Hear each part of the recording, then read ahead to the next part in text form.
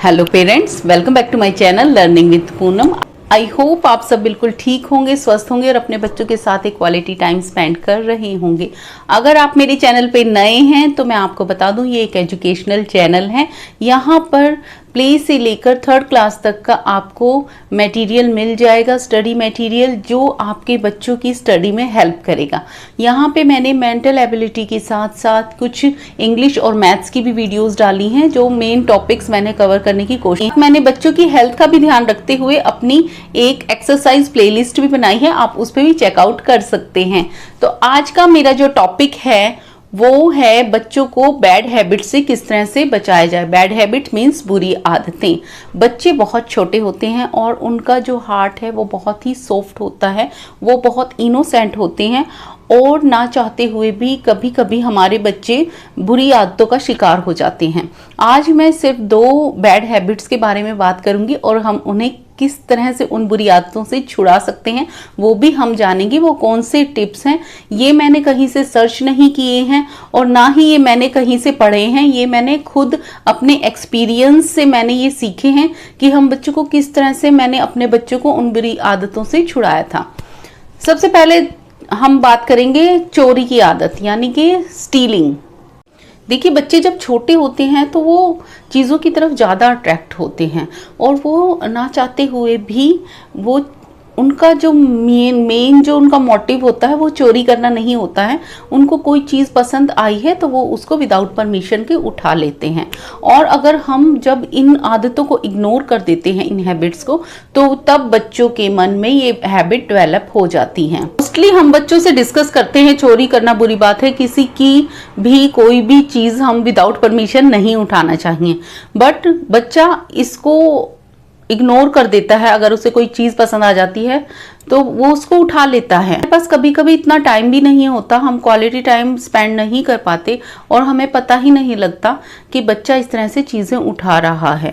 उसके लिए आपको चाहिए, अगर आप ये हैबिट बच्चे की छुड़वाना चाहते हैं, आप उसको डांटेंगे, उसको अगर आप पनिशमेंट देंगे, तब बच्चा कुछ टाइम के लिए ये हैबिट छोड़ सकता है। बट इन फ्यूचर अगर उसके ये हैबिट बिल्कुल हमेशा के लिए परमानेंटली छूट जाए, उसके लिए आपको एक ट्रिक बच्चों के साथ करनी होगी। आपको बच्चे के लिए कोई एक उसका मनपसंद टॉय लेके आना होगा और नेक्स्ट डे ही वो टॉय आपको छुपा देना है। अगर आप लेके आए हैं या 1 घंटे आफ्टर 1 आवर, आपको वो टॉय, वो चीज़ जो बच्चे को बिल्कुल फेवरेट है, वो आपको वहाँ से हटा देनी है, उस प्लेस पे से। जब बच्चा सर्च करेगा, उसको ढूंढेगा, हर जगह ढूंढेगा बच्चा, जब तब आपको बताना है कि वो तो चोरी हो चुकी है। और जिस तरह से आप किसी का सामान उठाते हो, तो यही फीलिंग जब किसी की चीज़ हम उठाते हैं विदाउट परमिशन, तो ये फीलिंग हम उस जिसकी चीज़ हमने उठाई है उसको होती है। तो बच्चे को वो फील कराना ज़रूरी है। आज के टाइम में बच्चे को वो फील कराना ज़रूरी है, वो प्रैक्टिकल कराना ज़रूरी है कि उसकी भी चीज़ें कोई उठा सकता है, जैसे आप किसी और की चीज़ें उठा के लाए हो। ऐसे ही बैड फीलिंग होती है जब किसी की चीज़ें गायब हो जाती हैं। सेकेंड हैबिट है नेल्स बाइट करने की। बहुत सारे बच्चे नेल्स बाइट करते हैं, बट अगर उनकी छोटी सी एज में ही, इस एज में अगर वो हैबिट को अगर क्रैक नहीं किया जाता, उसको छुड़वाया नहीं जाता, तो ये हैबिट लाइफ टाइम तक चलती है और हम नेल्स बाइट करते रहते हैं, हमारे बच्चे नेल्स बाइट करते रहते हैं। मेरे बच्चे को भी नेल्स बाइट करने की हैबिट पड़ गई थी। और ये नेल्स बाइट करने की हैबिट कैसे पड़ती है, कब पड़ती है, ये कभी भी हो सकती है। कभी कभी खेल खेल में नेल्स बाइट करने की जो हैबिट है वो आपकी ऐसी डेवलप हो जाएगी, आपके जरा से भी नेल्स बड़े होंगे तो आप सोचेंगे इनको हम अपने टीथ से ही इनको क्रैक करके इनको तोड़ देते हैं। जब मैंने अपने बच्चे से बात की कि आपको नेल्स बाइट नहीं करने चाहिए, ये हैबिट बहुत हार्मफुल है, ये हमारे हेल्थ के लिए भी बहुत अच्छी नहीं है। अगर आप इसी तरह से नेल्स बाइट करते रहे तो जर्म्स हैं जो वो हमारे स्टमक में चले जाएंगे और हमें बहुत सारी जैसे लूज मोशन, वॉमिटिंग या और भी डिजीज लग सकती हैं। और आजकल तो हैंड वॉश इतना करवाते हैं, हैंड्स को हमें टच ही नहीं करना चाहिए। बट बच्चे को इससे बिल्कुल भी समझ नहीं आएगा, ये बातें तो बच्चे के ऊपर से ही होके निकलती हैं। बिकॉज बच्चों को आज के टाइम में प्रैक्टिकल चाहिए कि किस तरह से हम बीमार हो सकते हैं, क्या है इनमें, कैसे जर्म्स हैं।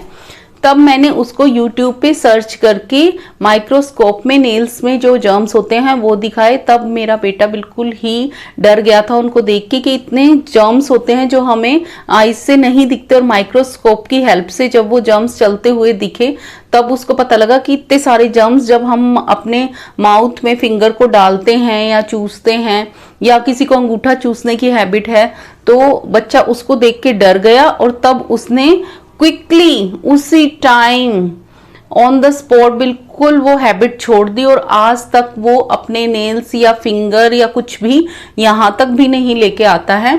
उसको पता है कि विदाउट वॉश किए हुए अगर हम खाना भी खाएंगे तो ये सारे जर्म्स हमारे स्टमक में चले जाएंगे।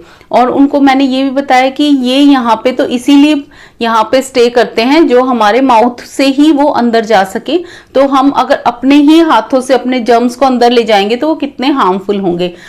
तो आप भी इस तरह के टिप्स और सूझबूझ से बच्चों को प्रैक्टिकल करके अपने बच्चों को बैड हैबिट से बचा सकते हैं, एंड विदाउट उनको पनिशमेंट दिए आप उनकी इन बैड हैबिट्स को छुड़वा सकते हैं।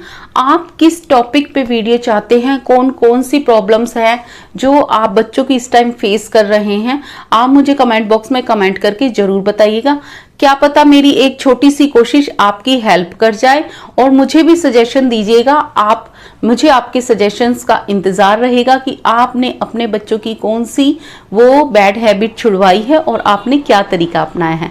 अगर वीडियो पसंद आया है तो मेरे चैनल को लाइक कीजिए, शेयर कीजिए, सब्सक्राइब कीजिए। Thank you. खुश रहिए, स्वस्थ रहिए और अपने बच्चों के साथ, अपनी फैमिली के साथ क्वालिटी टाइम स्पेंड करते रहिए।